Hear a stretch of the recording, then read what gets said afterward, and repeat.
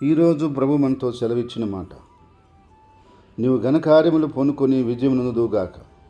ప్రియ సహోదరి సహోదరులారా, ఈరోజు నువ్వు ఏ గొప్ప కార్యాల కొరకు, ఘన కార్యాల కొరకు ఆలోచిస్తున్నావో, తలస్తున్నావో, ప్రయత్నిస్తున్నావో, ప్రయాసపడాలనుకుంటున్నావో, దేవుడు అంటున్నాడు, నువ్వు ఘనకార్యములు పొనుకొని గొప్ప విజయం పొందుతావని.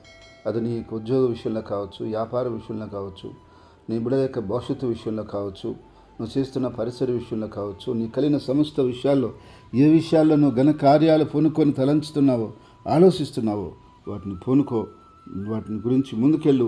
ప్రభు నీకు గొప్ప విజయము, ఘన విజయం దయచేయబోతాడని చెప్పి ఈ యొక్క వాక్యం ద్వారా దేవుడు తెలియజేస్తూ ఉన్నాడు. కాబట్టి నువ్వు ఏమాత్రం సందేహించకుండా విశ్వాసంతో నువ్వు కార్యాన్ని ప్రారంభించు. దేవుడు నీకు గొప్ప విజయం దయచేయబోతున్నాడు. ఒకవేళ నువ్వు ప్రారంభించిన ప్రతి కార్యంలో గొప్ప విజయాన్ని దేవుడు నీకు ఇచ్చి నేను వర్ధిల్ల చేయునుగాక. ఆమేన్.